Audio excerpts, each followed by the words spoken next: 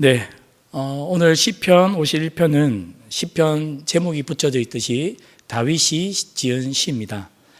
다윗은 이스라엘에서 가장 존경받는 왕이었죠.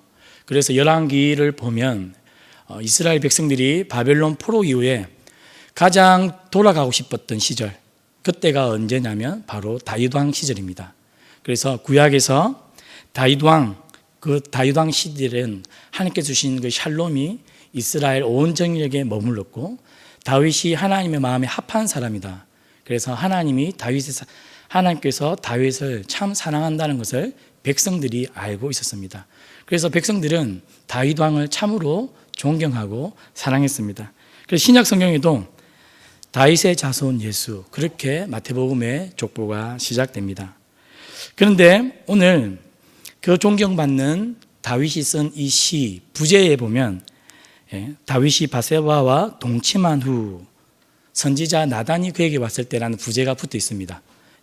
어떻게 보면 이 부제가 청소년들, 미성년자들은 보면 안 되는 19금 제목 같습니다. 바세바와 범한 후. 다른 많은 경전들은 그 경전에 나오는 자신들의 종교의 주인공들을 미화하기 바쁘죠. 그래서 안 좋은 일들은 다 숨기고 어떻게든지 조그만 일도 있으면 다 미화를 시켜서 포장하기 바쁩니다. 그런데 성경은 어떻게 된 일인지 성경의 가장 주인공들의 실수들, 이런 것까지 성경이 꼭 기록해야 되는 이야기들까지 다 기록하고 있습니다. 노아가 술에 취한 이야기, 아브라함이 가뭄 때문에 애굽에 내려가 자기 누이를 속이는 이야기, 가장 존경받는 성경의 인물들. 오늘 특별히 다윗은 가장 왕들 중에 존경받는 그 왕인데 바세바를 범했던 그 아주 수치스러웠던 그 이야기들을 성경은 숨겨놓지 않고 다 이야기하고 있다는 것입니다. 왜 그럴까요? 하나님께서는 그런 중요한 하나님께서 사랑하셨던 인물들의 그러한 가리고 싶었던 그런 부분들까지 하나님의 백성들에게 다 오픈하고, 그리고 그것을 모델로 삼아서 이후에 따르는 사람들은 그 실수들을 다시 범하지 않기를 하나님께서 원하시는 것입니다. 그래서 오늘 시편 51편을 보면 다윗이 바세바를 범죄한 후에 그가 하나님 앞에 나와 눈물로 침상을 적시면서 기도하고 있는 시입니다. 오늘 제가 설교 제목을 마음으로 살아가는 하나님 나라라고 했습니다. 하나님 나라를 우리가 지금 살아가고 있습니다. 아직 최종적인 하나님 나라가 오진 않았지만 우리는 이미 하나님 나라를 살고 있죠. 그런데 하나님 나라를 살아가는데 가장 중요한 것이 있다면 오늘 성도님들의 마음입니다. 우리의 마음은 오늘 아침밥 먹을 때, 그리고 오늘 저녁 이 자리에 나왔을 때 다릅니다. 그렇죠? 우리의 마음은 굉장히 예민하고 시시각각 바뀌기도 하고, 그런데 이 마음은 매우 힘이 있는 인간의 장소입니다. 지식이 사람을 바꿀까요? 무언가 공부를 해서 그 공부가 사람을 변화시킬까요? 그렇지 않습니다. 우리가 안다고 해서 그 아는 지식대로 살아가지 않죠. 예로 제가 만약에 몸무게가 100kg가 되었습니다. 그럼 제가 마음으로 이렇게 생각할 수 있습니다. 머리로 살을 빼야 되는데. 그런데 살을 빼지 않습니다. 왜요? 이 살 빼는 게 쉽지 않거든요. 그런데 언제 사람이 살을 딱 빼기로 작정을 합니까? 사랑하는 사람을 만났다든지, 뭔가 모든 옷들이 다 안 맞는다든지, 어느 순간 내 마음이 탁 건드려질 때, 사람은 마음이 건드려질 때 움직이기 시작합니다. 그렇죠? 우리의 마음이 딱딱해져 있으면 아무리 예배 시간에 좋은 말씀을 들어도 찬양을 하고 싶은 마음이 생기지 않습니다. 그런데 그 돌 같은 딱딱한 마음을 하나님께서 탁 불을 붙여주시면 어떻습니까? 그 마음이 녹으면서 우리의 몸과 마음과 입술이 열리는 것이죠. 마음은 굉장히 중요합니다. 그래서 말 한마디로 청량빛을 갚는다라고 할 때 어떻게 말 한마디로 청량빛을 갚을 수 있습니까? 그 이유는 뭡니까? 그 말 한마디가 그 사람의 마음을 어떻게 한 것입니까? 움직였다는 것이죠. 사람은 마음이 움직일 때 행동하게 되어 있습니다. 내가 며느리가 너무 미워요. 그래서 내가 말씀을 듣고 며느리를 사랑해야지 아무리 머릿속으로 생각하고 다짐해도 며느리를 사랑해야 될까 안 될까요? 안 됩니다. 언제요? 하나님이 마음에 은혜를 부어주실 때, 그때 내가 미워했던 사람을 용서할 수도 있고 내가 미워했던 가족들을 용서할 수 있는 겁니다.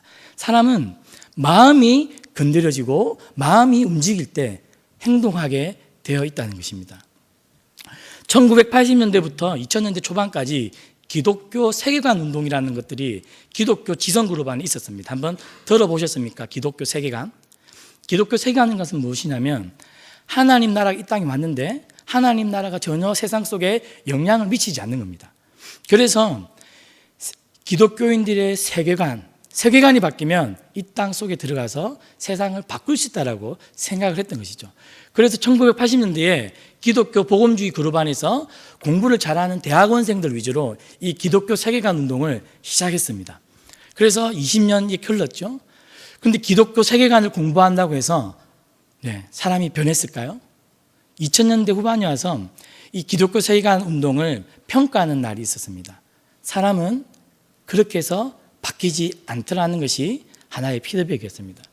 그래서 지금은 사람이 언제 변하냐고 신학자들이 이야기할 때 최근에 일어나고 있는 신학적 담론은 마음이라는 것입니다. 마음.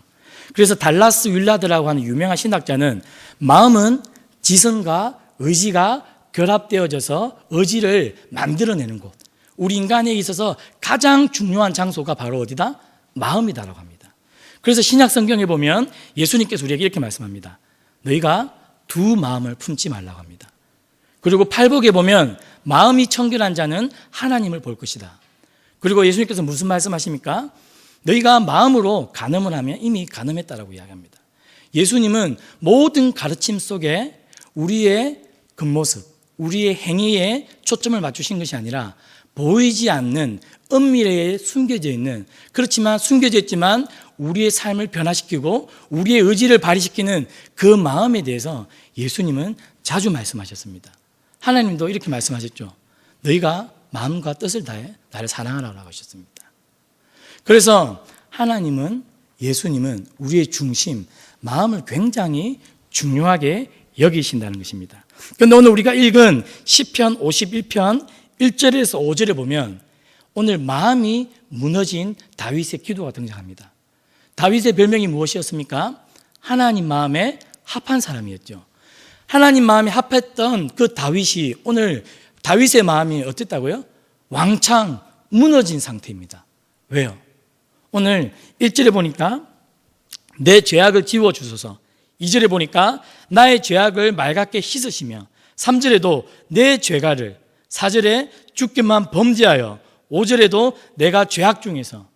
오늘 다윗의 마음은 이 죄로 인해서 하나님 앞에 합했던 그 마음이 완전 무너져 내렸다는 것입니다. 다윗은 이 마음이 늘 하나님을 향해서, 성전에서, 그의 일상에서 그의 중심이 늘 하나님을 향해 있었습니다.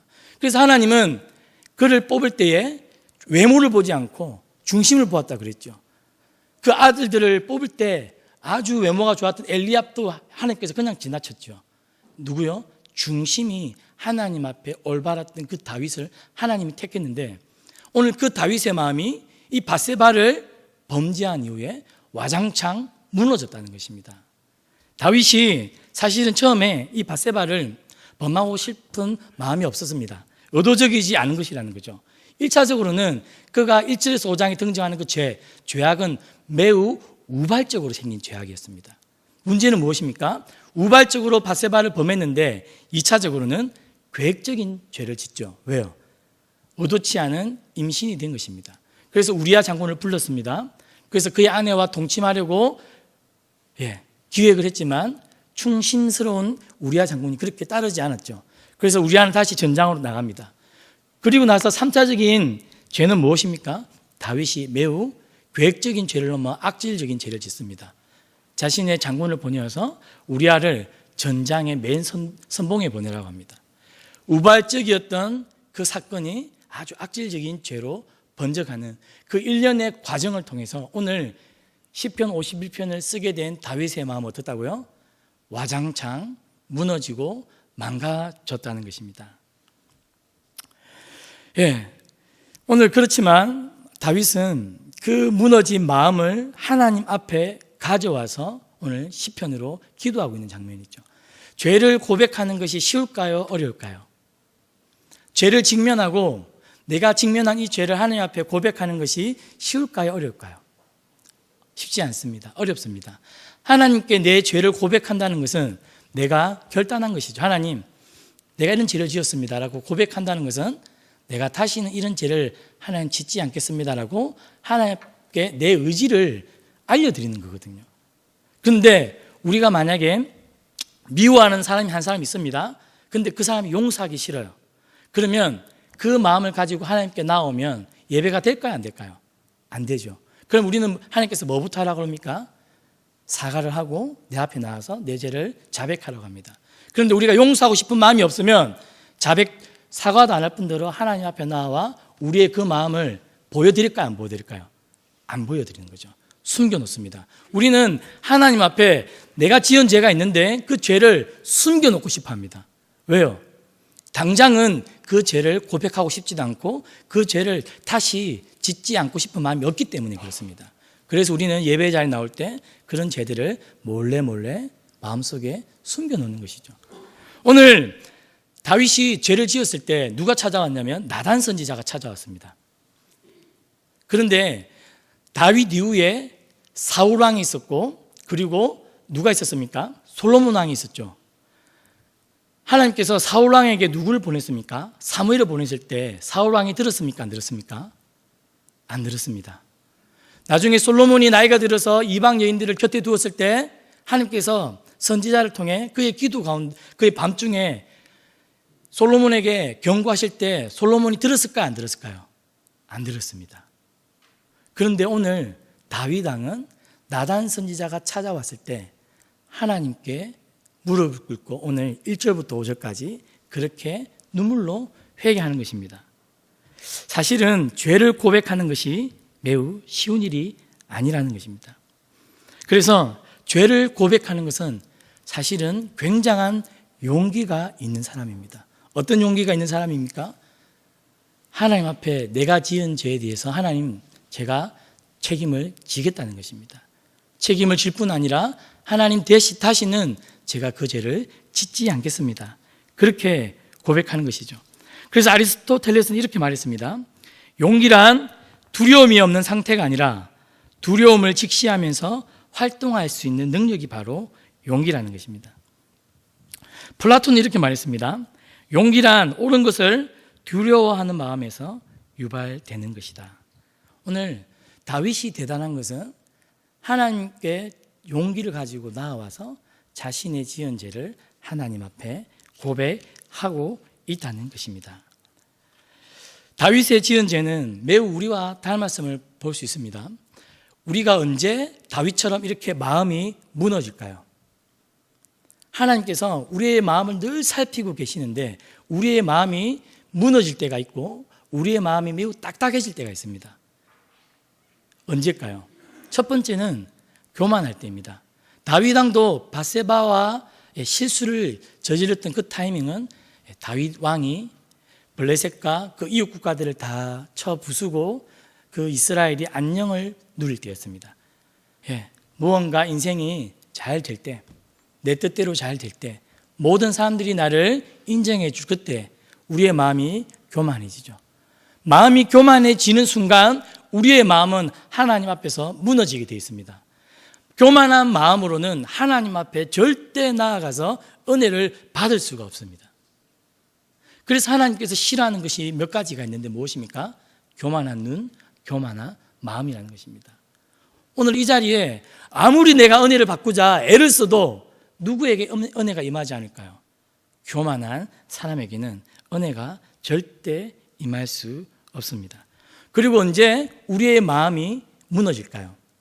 우리의 마음이 하나님만을 사랑하고 하나님만을 바라봐야 되는데 우리의 마음이 두 마음으로 나뉘어질 때 그렇습니다.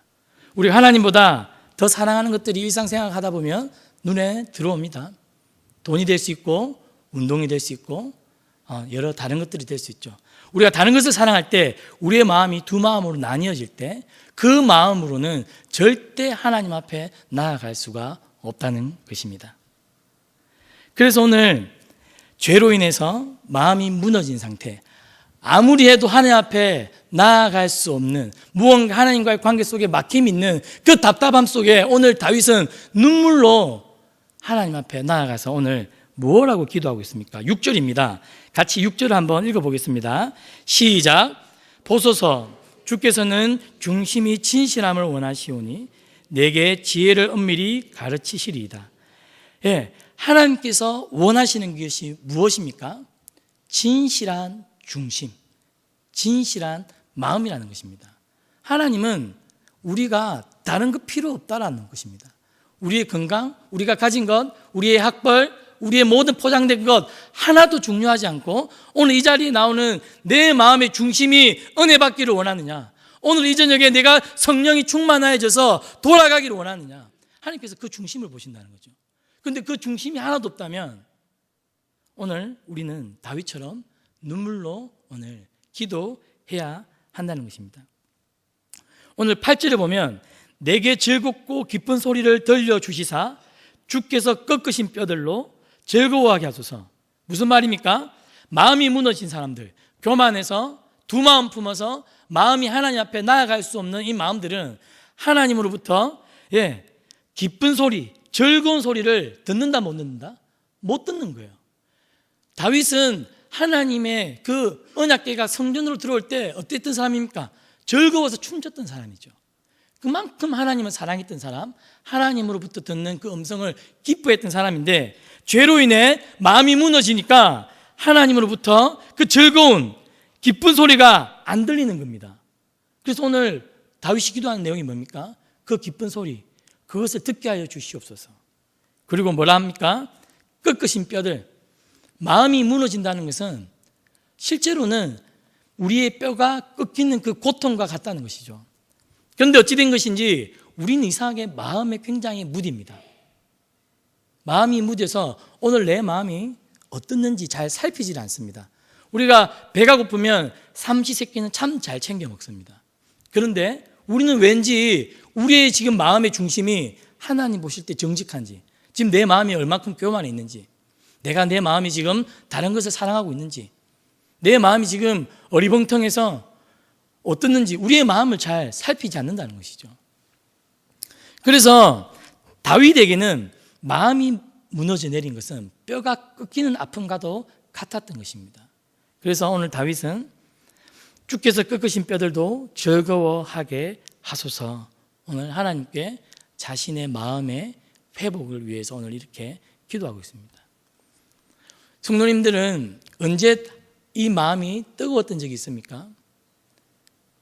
저는 우리의 마음이 옛날에 중학생 때 수련회 가가지고, 우리가 대학생 때, 우리가 오래전에 젊었을 때 그때 하나님께 받은 감격이 중요한 게 아니라 오늘 이 새벽에 내 마음이 하나님의 은혜 때문에 뜨거웠는가, 내가 성령님 때문에 내 교만함을 치시는 그 성령님의 음성 때문에 내 마음이 두려워서 납작 엎드러진 적이 있는가. 우리의 마음은 과거의 문제가 아니라 오늘 이 지금의 문제라는 것입니다. 마음 너무 중요합니다. 그래서 10절입니다. 10절 말씀을 한번 같이 읽어보겠습니다. 시작. 하나님이여 내 속에 정한 마음을 창조하시고 내 안에 정직한 영을 새롭게 하여 주시옵소서. 네. 오늘 다윗은 이 정직한 마음, 정직한 영을 새롭게 해달라고 기도합니다. 우리 성도님들은 마음을 놓고 기도한 적이 언제입니까? 교만한 내 마음, 세상을 사랑했던 두 마음으로 나눠진 내 마음, 누군가를 미워해서 그 미워하는 마음 때문에 눌려있는 내 마음, 찬양을 해도 감격이 없는 딱딱한 내 마음을 놓고 애통한 적이 있습니까? 내 마음이 언제 이렇게 딱딱이 돌같이 굳었는지 그것 때문에 가슴을 치며 기도한 적이 있습니까? 팔복에 보면 애통하는 자는 복이 있다라고 그랬습니다. 심령이 가난한 자는 복이 있다라고 말했습니다. 하나님은 다른 게 복이 있는 것이 아니라 마음이 늘 하나님 앞에 가난해서 가슴을 치는 그 사람이 하나님을 보고 하나님 나라를 차지하고 하나님 나라를 들어갈 거다라고 합니다. 하나님 나라는 마음으로 살아가는 겁니다. 그런데 우리는 마음이 보이지 않고 숨겨져 있고 가려져 있으니까 얼마든지 마음을 하나님 앞에서도 내어놓지 않고 좋은 척, 잘 살아가는 척, 늘 은혜가 충만한 척, 우리의 삶을 포장합니다. 그러나 하나님은 그렇게 말씀하시죠. 하느님은 절대 속지 않는 분이시라. 하나님은 우리의 중심을 늘 살펴본다라고 했습니다. 우리 교육자들이 사실은 이 마음을 늘 더 먼저 살펴야 됩니다. 왜요? 늘 교만한 마음이 찾아내기가 쉽기 때문에 그렇습니다. 그래서 저도 늘 새벽에 나오면 제일 먼저 기도하는 것은 제 마음을 놓고 기도합니다. 혹시나 제 마음이 교만했는지, 혹시나 제 마음이 혼자 우쭐해 있는지. 그래서 오늘 다윗은 6절과 10절 이 마음을 놓고 기도하는데요. 왜 마음을 놓고 기도하냐면 11절, 12절에 그 답이 나와 있습니다. 11절에 보면 나를 주 앞에서 쫓아내지 마시며 주의 성령을 내게서 거두지 마소서. 아주 중요한 문구가 나옵니다. 성령을 내게서 거두지 마소서. 우리의 마음에 성령님이 계시는데 우리의 마음이 교만하고 우리의 마음이 돌같이 딱딱하게 강박하고 우리가 세상을 사랑하는 마음으로 되어 있다면 성령 하나님, 그 하나님께서 우리 마음에 임재해 계실 수가 없다는 것입니다. 죄가 이 다윗의 마음을 망가놓고 성령 하나님이 마치 없는 것처럼 오늘 다윗은 느꼈던 것입니다. 그래서 다윗은 자신의 마음 가운데 성령 하나님께서 떠나지 않도록 기도하고 있는 것입니다. 그리고 12절에 주는 구원의 즐거움을 내게 회복시켜 주시옵소서. 이렇게 기도하고 있습니다. 구원의 즐거움이 우리 성도님들에게 있습니까? 구원의 감격이 있습니까? 머리로 아는 것은 아무 소용이 없습니다. 머리로 내가 하나님을 알고 내가 구원의 방법을 알고 하나님의 도를 아는 것이 중요할까요? 아닙니다. 그 구원의 지식이, 하나님을 아는 지식이 내 가슴에서, 내 마음에서 살아 움직이는 것이 너무나도 중요한 것입니다. 내 마음이 이 구원의 기쁨을 날마다 누리는 것. 그런 사람은 표정이 다릅니다. 그런 사람은 말이 다르죠. 구원의 기쁨이 마음속에 살아있기 때문입니다. 저는 한 번씩 선교를 나가면 그런 것들을 많이 느낍니다. 국내에서는 늘 예배드리고 특별한 감격이 없는 거예요. 제 마음이 완악해져 있는 거죠. 그런데 한 번씩 단기 선교를 간다든지 아주 못 사는 나라에서 어렵게 하나님을 예배하는 사람들을 만나고 오면 그 사람들의 삶의 모습에서 구원의 감격이 느껴집니다. 하나님을 이렇게 감격적으로 예배하고 기뻐하고 즐거워하는데 우리는 너무 좋은 장소에서 매일 드리는 예배 가운데 구원의 감격이 없다는 것입니다. 왜요? 마음이 돌같이 딱딱하게 굳어져 있기 때문입니다. 그래서 오늘 다윗은 하나님께 그렇게 오늘 기도하고 있습니다. 그래서 신명기 6장 5절에 너는 마음을 다하고 네 하나님 여호와를 사랑하라라고 말합니다. 우리는 머리로 하나님을 사랑합니까? 아니면 우리의 마음을 다해 사랑하고 있습니까? 오늘 이 자리에 나왔을 때도 마음이 기뻤습니까? 찬양 한 소절을 부른데도 그 마음이 뜨거워서 오늘 하나님 내게 어떤 은혜를 주실까? 말씀에 대한 어떠한 사모함, 갈망함을 가지고 나오셨습니까? 그런 것이 없이 여전히 그냥 습관적으로 기대 없이 나왔다면 오늘 내 마음의 주소가 어디에 있는지 한번 살펴볼 필요가 있습니다. 내 마음이 언제 어느 순간 무너졌는지, 내 마음이 언제 어디서부터 완악해졌는지, 내 마음이 언제부터 돌같이 굳어져 버렸는지, 그래서 언제부터 내가 말씀을 들어도 기도를 해도 찬양을 해도 감격이 없는지 그때를 돌아볼 필요가 있습니다. 그리고 오늘 이 저녁에 우리가 기도할 때 하나님 다른 거 필요 없습니다. 하나님 제 돌 같은 마음을 하나님 만져 주시옵소서. 내 마음에 성령의 기쁨을 회복시켜 주시옵소서. 우리가 날마다 기도해야 되는 것은 그것입니다. 오늘 13절에 보면 이제 마지막입니다. 그리하면 내가 범죄자에게 주의 도를 가르치리니 죄인들이 주께 돌아오리다.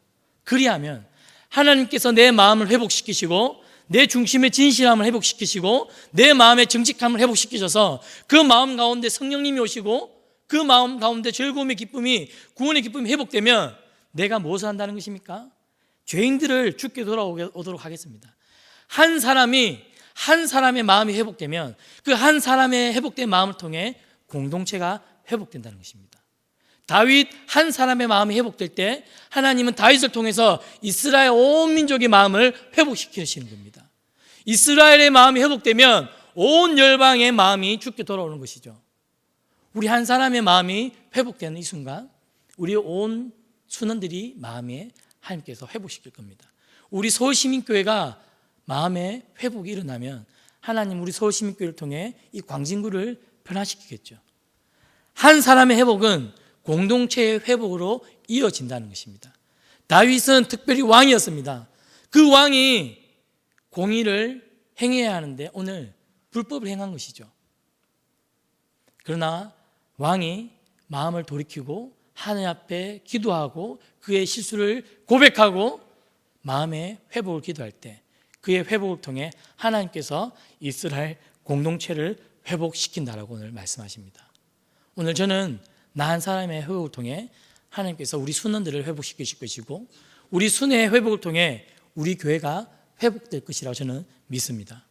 그리고 많은 교회들이 세상을 쫓아 물질주의로 바뀌어가는 이 시대에 우리 서울시민교회를 통해 하나님께서 한국교회를 변화시킬 것이라고 저는 믿습니다. 그리고 한국교회를 통해 하나님께서 온 세상의 교회들을 바꾸어 가실 줄을 믿습니다.